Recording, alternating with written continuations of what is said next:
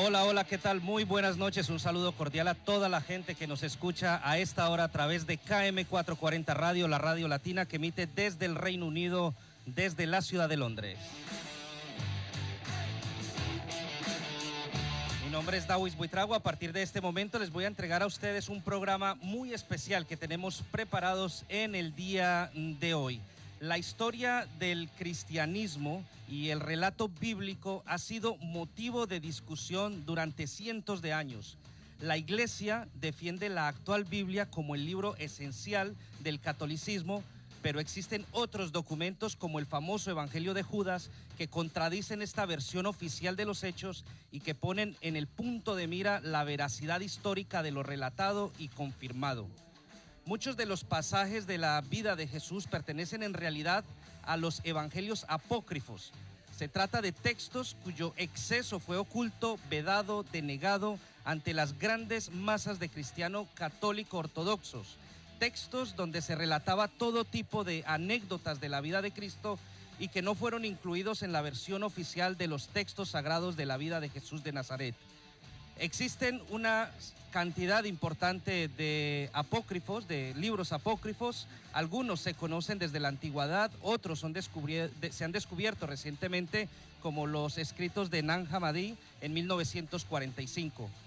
Dentro de los libros apócrifos o agnósticos destacan algunos tales como el Evangelio de Tomás, donde dice que Jesús no es el único Hijo de Dios, el Evangelio de Judas, que dice que Jesucristo pidió ser crucificado, de Judas, perdón, el Evangelio de María Magdalena, el que algunos la indican que ella es la verdadera líder de la iglesia católica cristiana, y el Evangelio de Pedro, los misterios de la resurrección de Jesús narra este Evangelio. Para analizar en profundidad los libros apócrifos y todo lo que hay en torno a él, hoy contamos en nuestra mesa de trabajo inicialmente con Sandra Rincón, periodista en Santiago de Chile. Sandra, ¿qué tal estás? Dawis, muy buenas tardes, cuando aquí en Santiago de Chile son las 3 de la tarde con 3 minutos. Y un abrazo para ti, para toda nuestra audiencia, y un saludo muy especial para nuestra mesa de trabajo.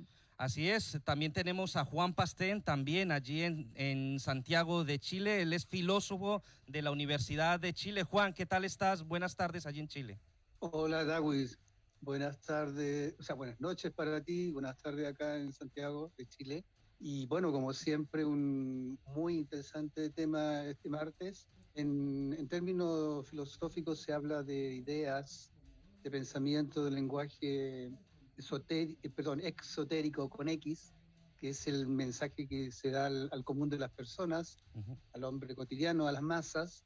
Y también existe el lenguaje, ideas, pensamientos esotéricos con S, que se reserva para las personas, para algunas personas que están capacitadas para descubrir las verdades. Así es, Juan. También tenemos a Ulises Maldonado. Él es historiador, él es experto en política internacional. Ulises Maldonado, ¿qué tal estás? Buenas noches aquí en Londres. Muy buenas noches a todos nuestros seguidores en KM440 y a la mesa de trabajo, por supuesto también a nuestro invitado. Así es, entonces vámonos con el invitado, quien está desde Colombia.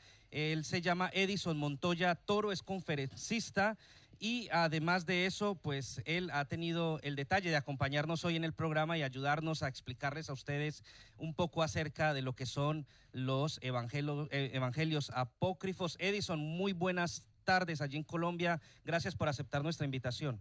Muy buenas tardes en Colombia, un éxito, una feliz noche a todos en el Reino Unido.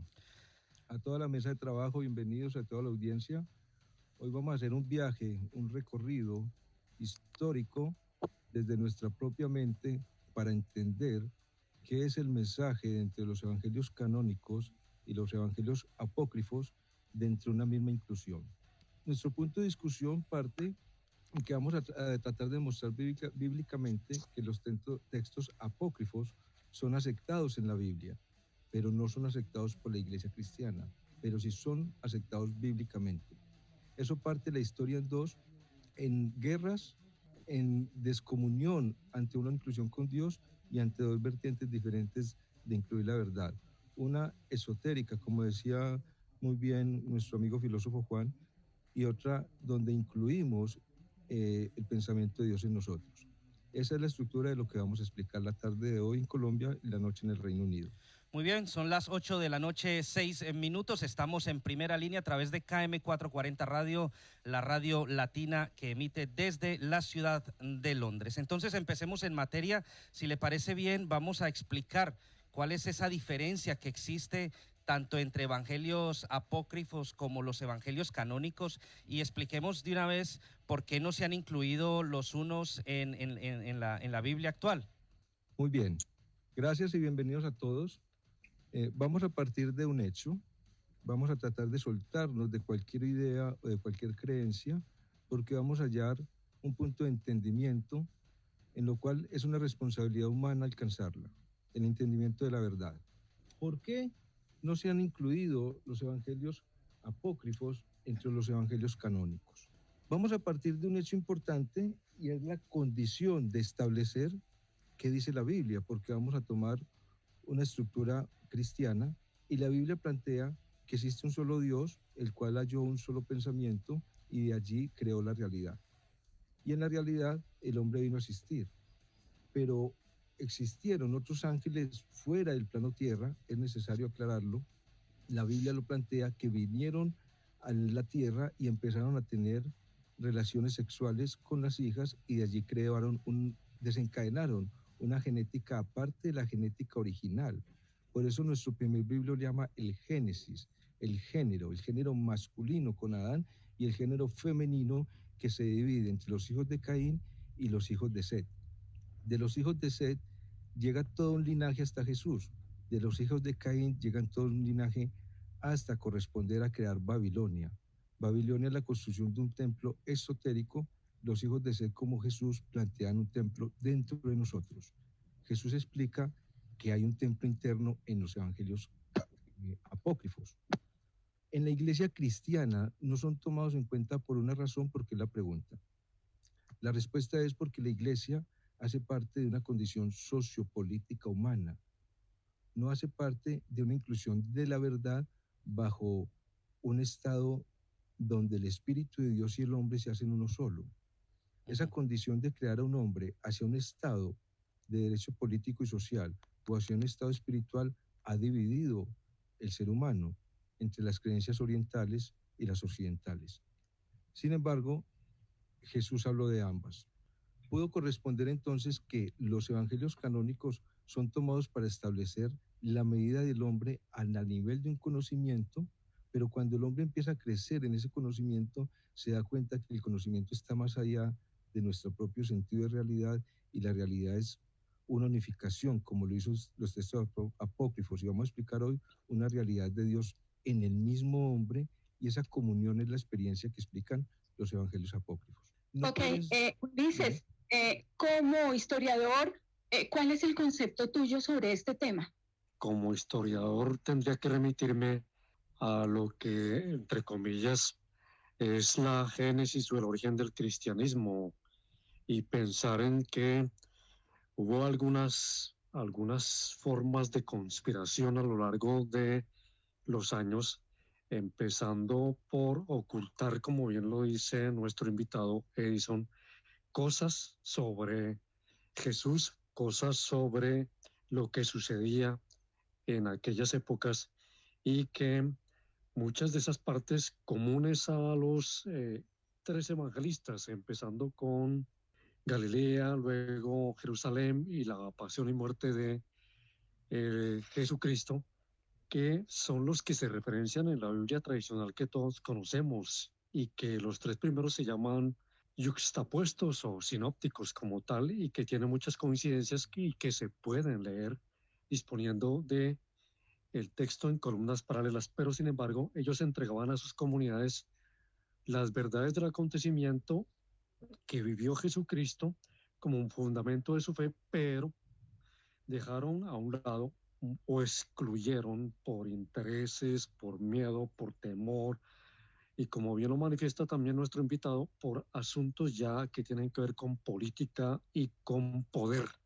Recordemos que el cristianismo es prácticamente reconocido por el Imperio Romano en la época de Constantino, y por eso creo que muchos de esos evangelios no eran convenientes o no era prudente hacerlos conocer a la gente de aquella época, porque tal vez todavía no estábamos bien preparados o no estaban bien preparados para asumir ese tipo de conocimiento. Y por ello, algunos hablan de una conspiración del mismo cristianismo desde esa época a lo largo de 2000 años, y con los concilios papales, pues obviamente esto se agudizó un poco más y prácticamente se dividió la Biblia como tal, como la conocemos hoy, la que todo el mundo referencia, y estos evangelios que muchos también los consideran como tal, como apócrifos, como no Así es. legales, como no bien vistos, como que eso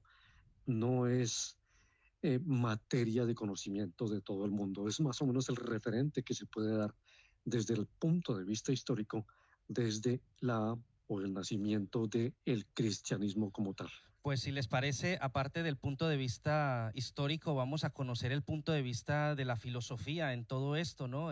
Juan, tú tendrías que explicarnos un poco ese punto de vista de los evangelios apócrifos. Y Dawis, es un tema, bueno, que requiere un análisis bastante amplio, bastante largo, tal como lo han expresado los dos panelistas anteriores.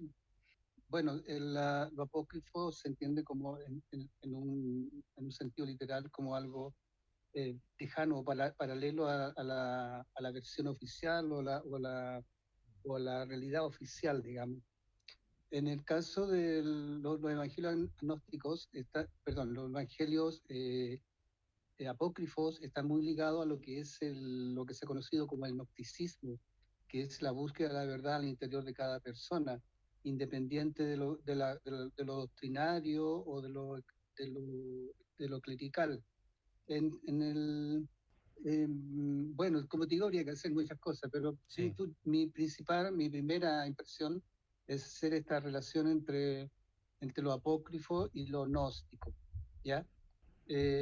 Una pregunta para Edison, ¿qué importancia consideras tú o qué importancia le das en esta dejar de lado, digamos, un poco por así decirlo, a estos evangelios apócrifos, gnósticos, de la versión oficial yo ni siquiera diría del cristianismo, sino del catolicismo? Perfecto. Una pregunta que ahonda la temática central. Necesariamente hay que entender, como bien lo compartía Juan, la capacidad, el nivel de entendimiento de las personas que empezamos a desarrollar a través del tiempo una búsqueda hacia la verdad. Quizás no estamos preparados para esa época. La importancia que tiene ante la verdad es que es un evangelio que dice lo que plantea la Biblia desde el comienzo, que Dios en el tercer capítulo del Génesis se hizo hombre y se unificó en Juan, en el primer evangelio, como una luz que guía a todo hombre. Habría que entender los evangelios apócrifos cuando dicen que el templo de Dios es el que habita en nosotros, y la importancia radica en que establecimos ante la Iglesia Católica la necesidad de unificar un solo Dios. Pero ahora nos toca buscar la verdad de ese Dios, y ese Dios es un ser vivo que nos acompaña siempre, porque la única realidad que existe es Él, y esa realidad está en todo. Pero el hombre tiene la potestad, como plantea el Evangelio de Juan, que no es apócrifo, sino canónico, que el verbo de Dios es la luz que habita a todo hombre. Y lo que enseñan los evangelios apócrifos es esa unificación entre Dios y el hombre, que, como muy bien lo plantea Mateo, no es el único Jesús el que lo ha alcanzado. La historia humana está llena de esa historia. Lo que plantea, para terminar, la Iglesia es que corresponde a un estado sociopolítico, donde el hombre requiere hacer una función en el mundo, y para los evangelios apócrifos el mundo tiene un significado, que el mundo tiene un dueño, y es precisamente quien no deja incluir a Dios dentro de nosotros. ¿Cuál es la verdad que practican los canónicos y cuál es la verdad de los apócrifos, Edison? Muy bien, es la misma verdad, ha sido mal interpretada. Es la misma verdad porque cuando tomamos la Biblia, y para eso hay que tener un punto necesario haber leído la Biblia en su totalidad, encontramos el Evangelio de Judas, la carta de Judas, la epístola de Judas antes del Apocalipsis, y fue de Judas Iscariote. Solo 1300 años después dijeron que no era Judas el que la había escrito. ¿Qué hablaba Judas? Existían los arcontes. Los arcontes son seres oscuros que dejan que nosotros no incluyamos a Dios dentro de nosotros, son ángeles caídos, y nombra a Enoc, que también es un libro que la iglesia no permitió incluir, y él no plantea que esos arcontes son seres nefilim, voladores, viven fuera del planeta y que vinieron a procrear en el mundo y establecieron otra raza. Esa raza no es divina. La condición es, para poder que lo entendamos, es que la Iglesia Católica, a través de Constantino, empezó a generar un poder político y ejerció sobre el poder judío establecer un monopolio donde los judíos antes eran perseguidos a muerte, luego permitieron que ellos tomaran el poder con la Iglesia y la Iglesia siguió el conducto de muerte, porque hay que establecer una verdad, que el reino de este mundo no es de Dios. Y hay que establecer cuáles son los reinos de este mundo, que es lo que vamos a explicar hoy, según los evangelios apócrifos. Muy bien, 8 de la noche, 18 minutos. Ustedes están en primera línea a través de KM440 Radio, analizando el tema de los evangelios apócrifos. Muy interesante, por cierto.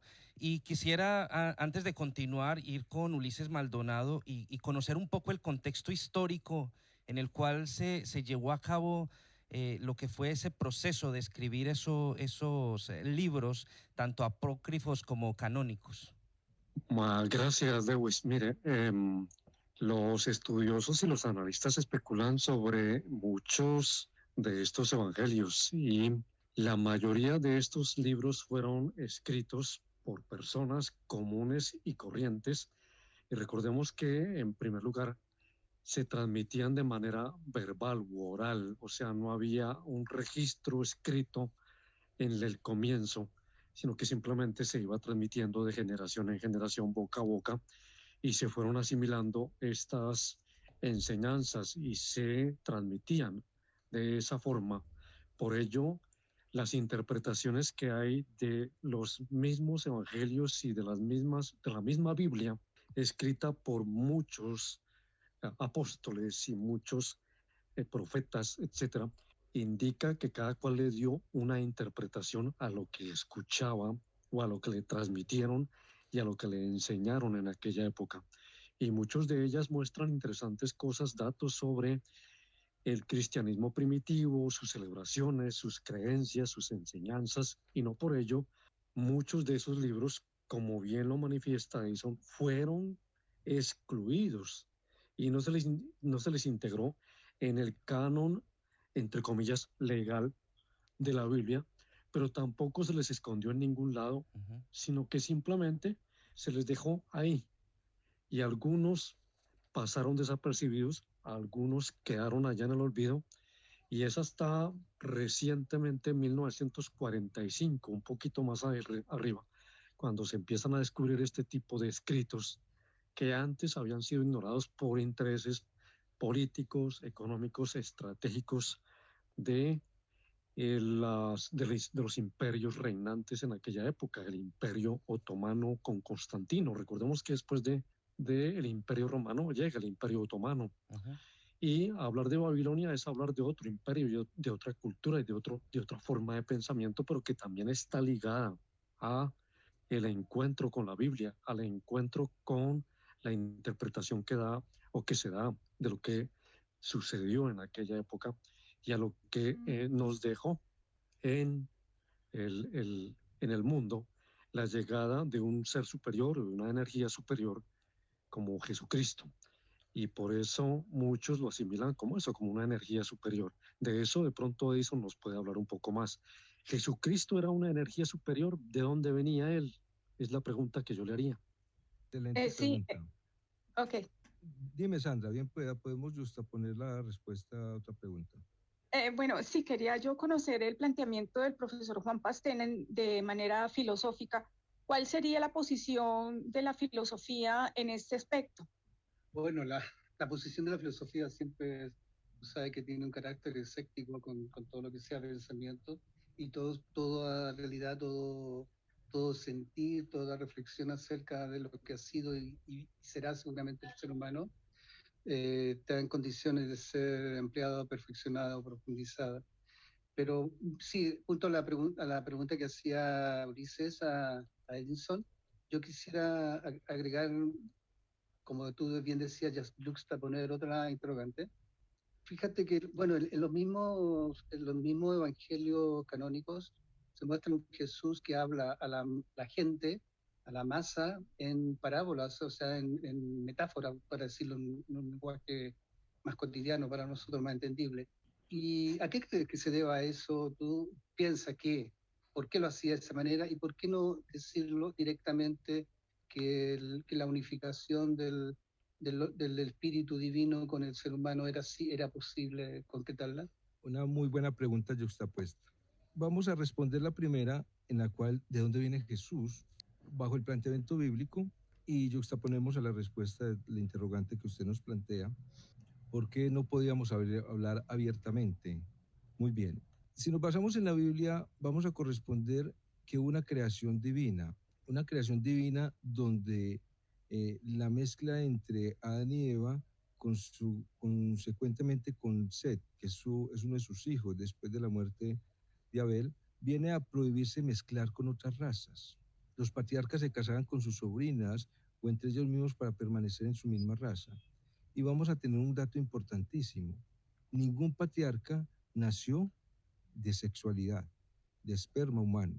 Todas las madres tenían ya sus senos caídos a voluntad de la gravedad y aún no podían procrear, pero después de un sueño quedaban en embarazo y nacía el patriarca. Jesús nació de la misma condición en la cual algo llegó dentro de sí en su madre y le dio vida.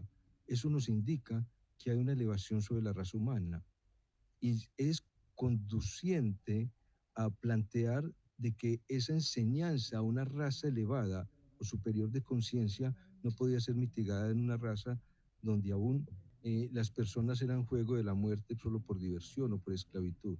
No había un estado de conciencia y nos establece entonces que había un linaje superior desde esa línea de Sed hasta el rey David, llegando a Jesús y posteriormente pasando a Magdalena, como lo plantean los evangelios apócrifos que vamos a ver.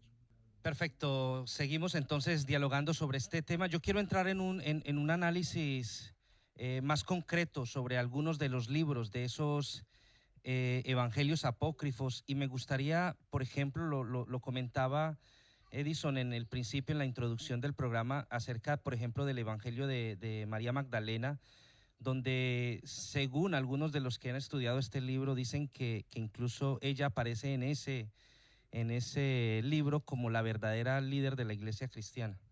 Perfecto, una pregunta que nos introduce al tema. Vamos a tener en cuenta que nosotros nos estamos basando en que las explicaciones que damos sobre si son o no ciertos los evangelios apócrifos nacen de que son ciertos para la Biblia.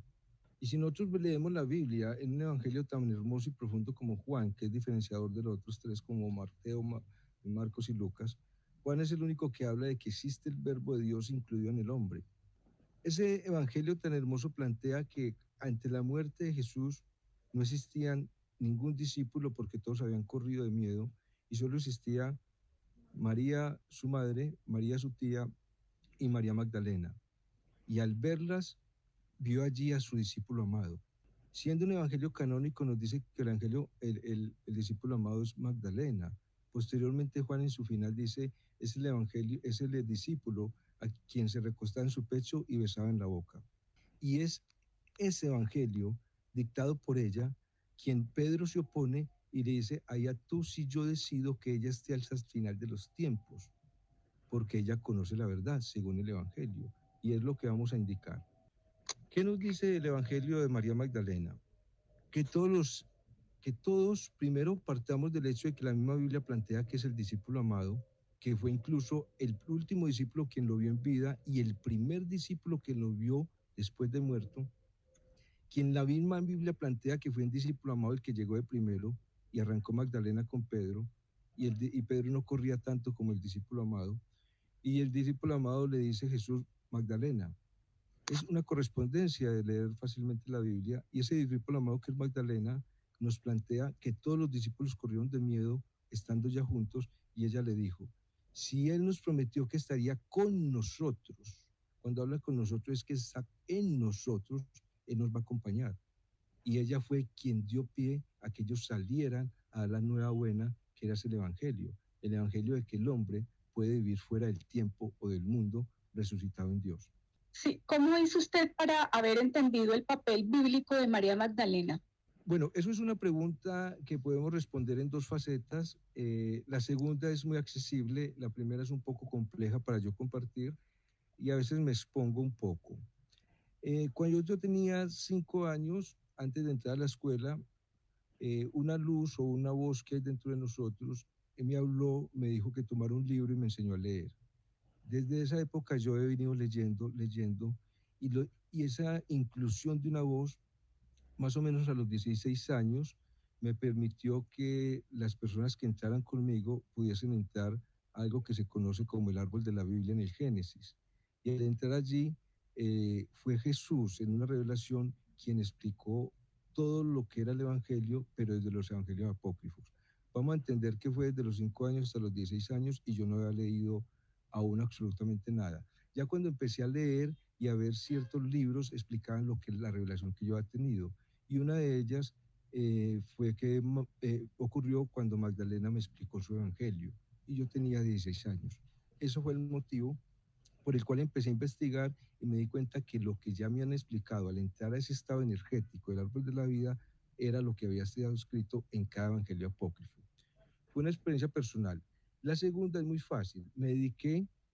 Llevo más o menos 15 años investigando la Biblia desde una estructura bien completa y la estoy traduciendo en Excel y eso me ha permitido entenderla paso a paso. Entonces puedo entender por qué los evangelios apócrifos son una enseñanza, como dice Juan, que Dios habita en nosotros y cada uno puede tener esa experiencia. Para complementar de pronto aquí la pregunta, en cierta ocasión, Sandra, Sí. tuvimos una entrada al árbol de la vida, que es una estructura energética que llama la Cábala, que es lo que Jesús enseña en todo el texto judío y es lo que le enseñó a Magdalena. Nos enseñó que ella era el discípulo amado y que Jesús y ella tenían una relación donde nació una hija, que era Sofía, y Sofía al llegar a Francia pudo extender el clorato de Sión, que era la promesa del rey David, de que la genética de los judíos, porque Jesús era descendiente real y era el rey propio, era el reinado de los judíos y fueron los mismos judíos que le dieron muerte, pero su hija siguió con el reinado. Al seguir su hija con el reinado es lo que Magdalena escribe, que es su hija quien es la iglesia, la sangre, el santo real, la sangre real de Cristo, que es esa genética que nunca se perdió. Más allá vamos a entender que de pronto todos los judíos que han nacido dándole un conocimiento de la historia humana, como Marx, como Freud, como Nietzsche, muchos judíos que han venido estableciendo una conducta al establecimiento del conocimiento humano, pueden venir de ese clorato de Sión, como Margaret, Newton y otras condiciones. Eso es lo que se ha avanzado dentro de los evangelios. Pero fue una experiencia que se tuvo personal y a la cual se me permitió en un contacto que cualquier persona que hablara conmigo pudiera entrar ahí, a tener esa relación de lo que los evangelios dicen, de que el verbo de Dios está con nosotros. Muy bien, 8 de la noche, 31 minutos. Estamos en primera línea a través de KM440 Radio, la radio latina.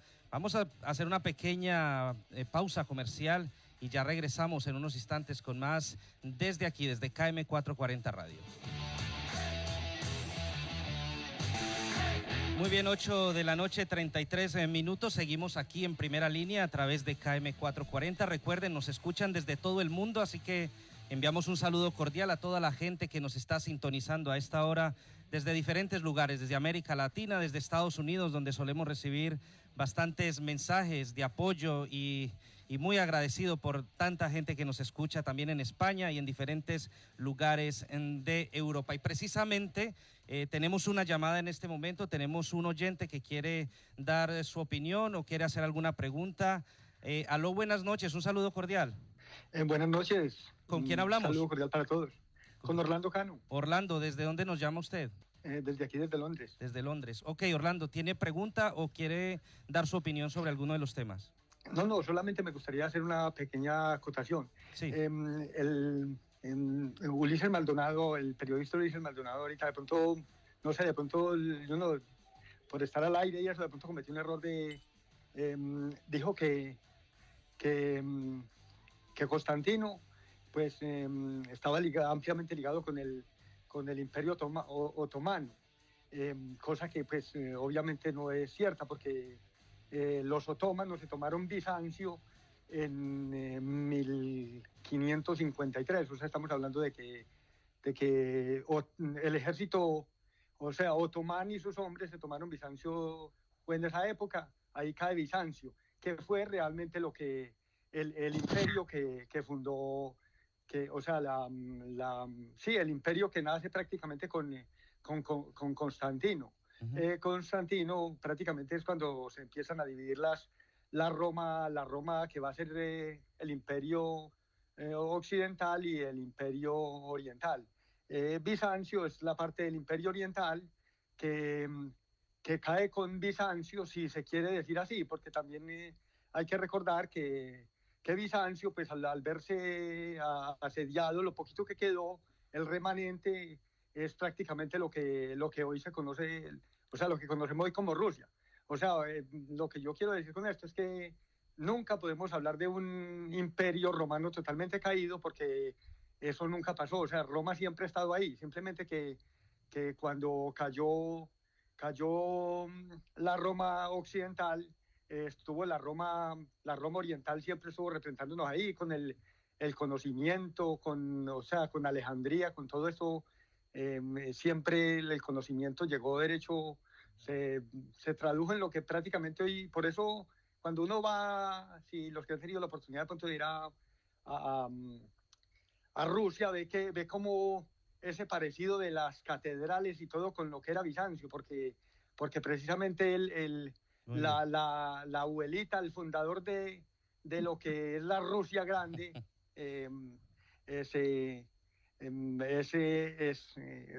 o sea, ella le enseña todo, recuerda a Bizancio, vale. recuerda a Bizancio. Ahora, también es bueno aclarar, me estoy saliendo del tema, perdón, de que, bueno, también sería bueno cuestionar si realmente Jesús existió o no, porque, o sea, es innegable de que, por ejemplo, Flavio Josefo, nunca hace mención a Jesús, y cuando hace mención por ahí en un parrafito, eso o sea, es ampliamente conocido por los filólogos, que eso no es, o sea, eso fue una interpolación, alguien le metió eso al libro ahí para hacer parecer que existió un personaje de esas, o sea, realmente es muy cuestionable la existencia de Jesús. Orlando, te agradezco mucho de verdad tu intervención, te agradezco mucho la llamada que nos haces a esta hora a través de nuestra línea automática de Primera Línea y KM440 Radio. Si les parece, Ulises, te dejo a ti para que le respondas al oyente. Bueno, agradecerle por su comentario, pues por su observación, y claro, en gran medida usted tiene toda la razón. El Imperio Otomano obviamente es posterior, pero eso no quiere decir que Constantino no haya generado todo el proceso de fundamentación y de fortalecimiento de lo que hoy se conoce como el cristianismo. Obviamente que hubo diferentes variantes, catolicismo, cristianos ortodoxos, como los que hay en Rusia, y ahí sí estoy de acuerdo con usted, el Imperio Bizantino, etcétera, pero recordemos que también el aporte que hizo o el gran legado que dejó Constantino fue simplemente reconocer a el cristianismo como la religión oficial, porque pues simplemente ya no tenía otro espacio ganado, ya que el movimiento que venía gestándose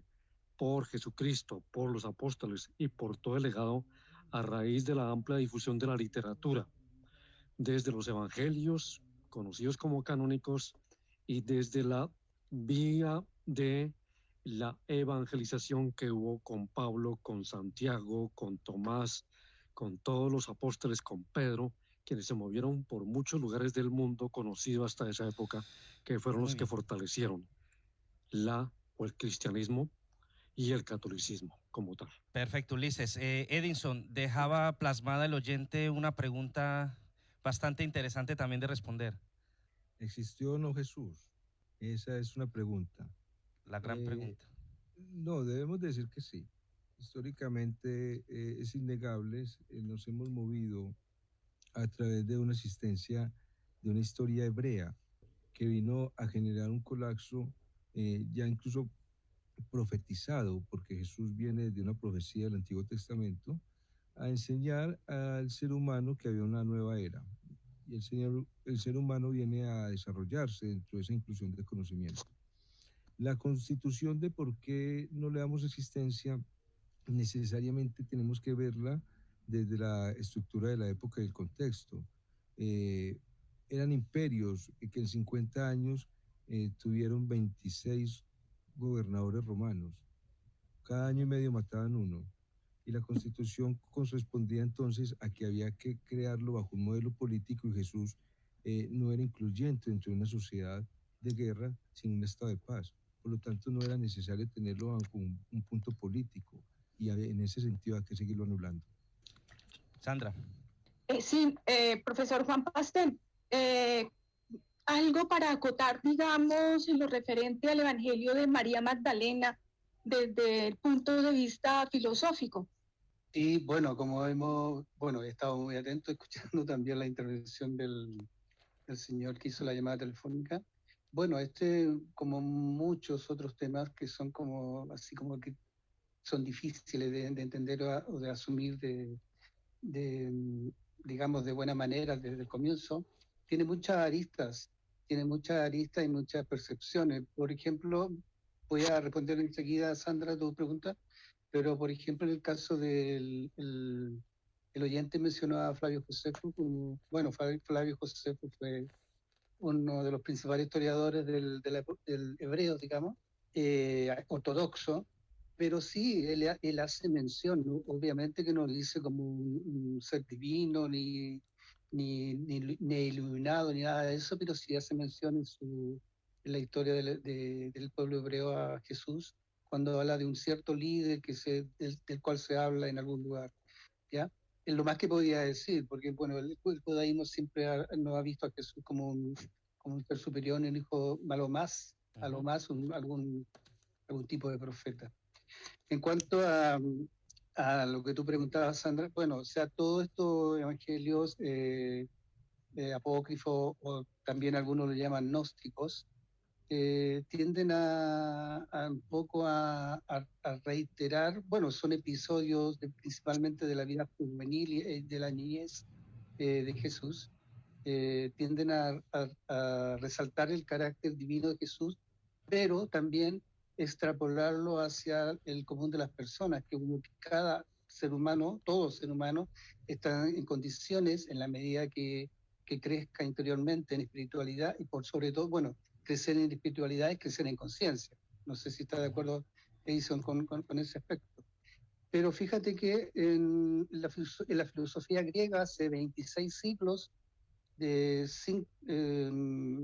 más o menos en el siglo V, VI antes de Cristo, o sea, bastantes siglos antes que naciera Jesús, en el oráculo de Delfos, a la entrada del oráculo de Delfos, existía una inscripción que decía, conócete a ti mismo y conocerás el universo y a los dioses. O sea, 6 siglos antes ya se está hablando de la importancia del autoconocimiento para el desarrollo personal.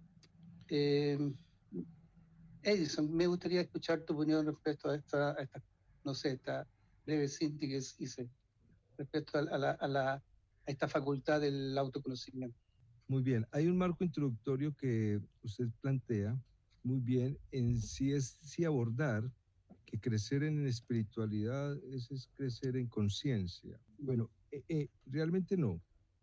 La conciencia, en la conciencia se manifiesta el ser espiritual porque la espiritualidad es un ser. Según los evangelios apócrifos, es el ser en que Dios se manifestó.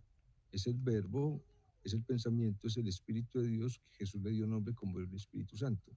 Ese espíritu no crece en conciencia, sino que nuestra conciencia crece en espiritualidad.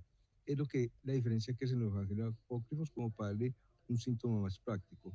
Porque si creemos en conciencia, creceríamos en una conciencia que no es quien toma el Espíritu de Dios para que se crezca en ella.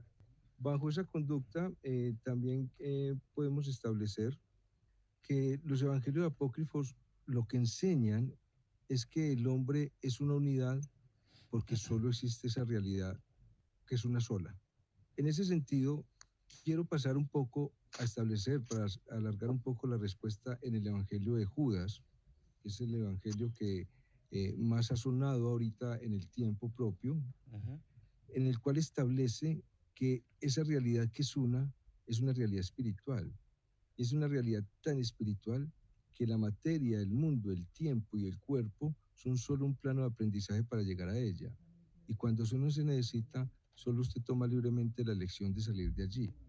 Y Judas fue quien vino a establecer en Jesús la grandeza del demostrar que la existencia del hombre no es cuerpo, sino es una existencia espiritual viva, que después de resucitar fuera del cuerpo sigue existiendo, que era la buena nueva, en la cual Judas viene a establecer que solo quitó la ropa que tenía puesta para hacer su misión.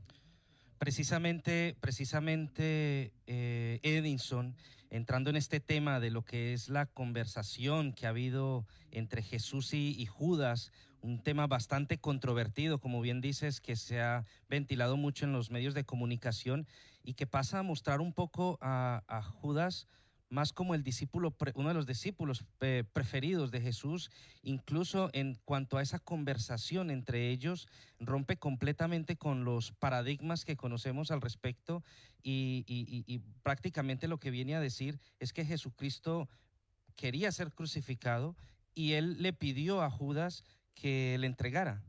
En el lenguaje humano sí, pero va más allá. Vamos a entenderlo desde los dos lenguajes. Ajá. Desde un sistema de pensamiento desde el Espíritu, siendo Jesús incluido entre el Espíritu de Dios, si la realidad es el Espíritu solo vive un tiempo que no es real, en un cuerpo que es un paraíso no real.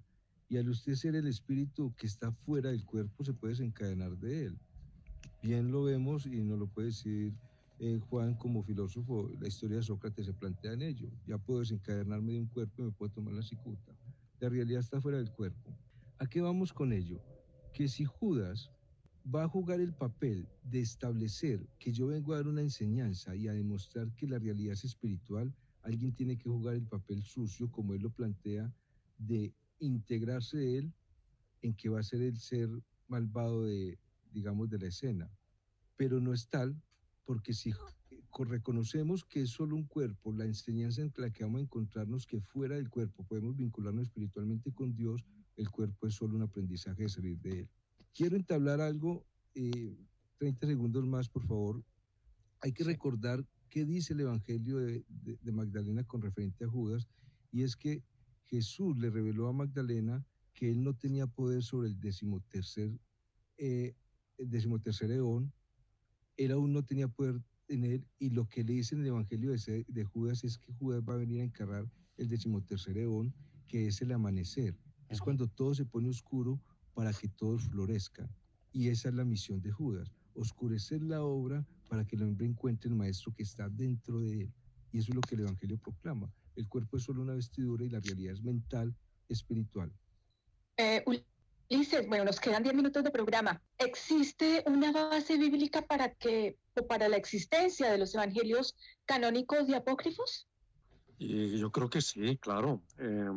Los dos tienen una base y la base está en la transmisión que se hacía de el conocimiento de una generación a otra. Ahí están los fundamentos tanto de los evangelios apócrifos, por el interés motivado en buena medida por el deseo de hallar exactamente esos misterios y esas verdades que en los evangelios canónicos tradicionales no están puestos de la manera o no se encuentran de la manera como se espera por el efecto que le ha dado, el manejo que le ha dado la Iglesia, el Vaticano, etcétera.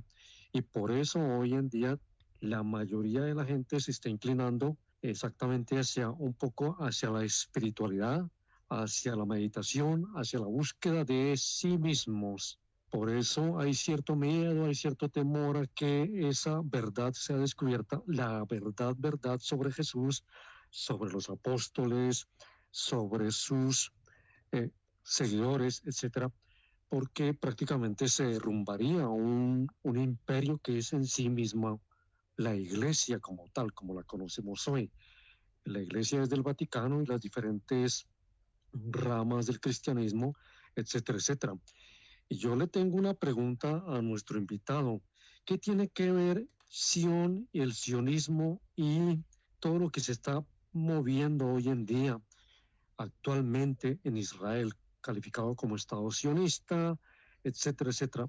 Metiendo un poquito el asunto, Sion es el nuevo Estado o la tierra prometida que prometió o que en cierta forma dio el espacio para que los judíos actuales fueran a lo que hoy es Israel, la antigua Palestina. ¿Eso tiene que ver algo con el tema de la Biblia, la búsqueda de esa tierra prometida, o es simplemente otro manejo político? Muchas gracias. Esa pregunta es estructuralmente importante. Me voy a basar en lo que Sandra nos planteaba con su pregunta para darle conclusión. La Biblia sí tiene un desarrollo donde demuestra que los libros apócrifos son ciertos. Desde el libro de Enoc, y Judas sí escribe un libro antes del Apocalipsis y habla de Enoc. Y lo que habla es precisamente que al final de los tiempos, ¿qué es esto? Viene la Nueva Jerusalén. ¿Qué es lo que plantean todos los que conocen esta vertiente?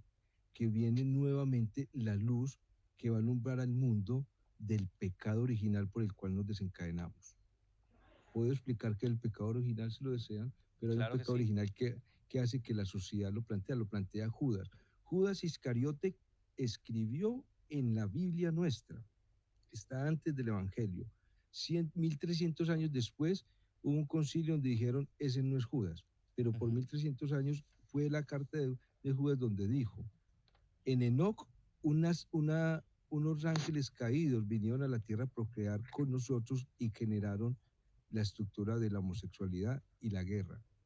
El separarnos y el deformar la sexualidad como pareja es la inclusión de que viene un nuevo orden, pero es un orden que nace de esos ángeles caídos. Y justo cuando llega el orden caído, se espera no que sea el templo construido afuera, como es el Vaticano, sino el templo que cada uno construyó dentro para no caer en la elevación nuevamente de estos tiempos de lo que podríamos conocer como los arcontes, que es lo que plantea Judas, María Magdalena y Enoc en el Antiguo Testamento, que son seres que no se pueden procrear, pero que se alimentan de la energía sexual. Y Judas plantea que allí nace la decadencia del hombre porque es una decadencia corporal, no espiritual. Esa es la diferencia entre espiritualizarnos mental y corporalmente o generar una inclusión a lo que los evangelios apócrifos dicen. Son arcontes o demonios o ángeles caídos de los cuales se alimentan de nosotros y nos alimentamos al crear una iglesia fuera de nosotros y no incluirnos espiritualmente dentro de nosotros mismos. Edison, bueno, tal como decía Sandra, me quedan pocos minutos y el tema está muy interesante y pueden surgir muchas opiniones, mucha argumentación y muchas preguntas. Bueno, el origen del catolicismo, yo diría más que del cristianismo, reitero, bastante confuso y bastante nebuloso también, por decirlo de alguna manera. Constantino asumió el cristianismo como iglesia, perdón, como religión oficial por una cuestión más bien política que espiritual ni religiosa. Yo creo que en eso todos estamos más o menos de acuerdo. Sin embargo, bueno, y de hecho las primeras Biblias, digamos, se escribió como 70 años en el primer siglo, pero en los años 70, y fueron más bien de carácter doctrinario y más bien de carácter político que meramente religioso, y eso ha prevalecido en el tiempo ha prevalecido en la historia hasta nuestros días. La Iglesia Católica en general no, digamos que tiene mucha espiritualidad en su doctrina ni en sus exposiciones, sino que más bien tiene una intención de atraer, de atraer creyentes, de atraer devotos. ¿Qué opinas tú? Excelente. Dos planos allí. Una, porque nosotros somos una condición sociopolítica entre un Estado. La idea es el entendimiento. En los pocos segundos que nos quedan, nos tenemos que ir a Marcos. En Marcos, por favor, establezcamos que cuando el oscuro, el tentador, llegó a Jesús, le mostró los reinos del mundo. Y al primer reino que lo llevó fue la iglesia. Y él no quiso tomar poder sobre la propia iglesia. Y es sobre esa propia iglesia en la cual nos estamos basando, como usted muy bien lo dice, que es un esquema social y político. Pero los hijos de Caín fueron los que crearon la sociedad política, comercial y de vanagloria sexual, que es la que alimentamos a través de nuestra sociedad común.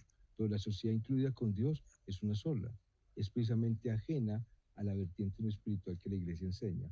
Porque la iglesia, como vertiente de poder propia de que Marcos lo establece, es un poder propio ajeno al poder de Dios. Lo establece la Biblia. Y eso es una verdad, de una respuesta fuerte, dura, pero no establece una realidad cruda. Los hijos de Caín a través de Babilonia quedaron Babilonia, que viene de la torre de Babel, y Babel es la serpiente que tentó a Eva. Todos los hijos de Caín vienen a servir a lo que es ahorita la Iglesia Católica, que es una estructura no espiritual, es política de poder. Cada guerra se lleva a Jesús por encima, en una cruz. Cada partido de fútbol se lleva a Jesús por encima para combatir. Cada sicario se lleva a la Virgen por encima.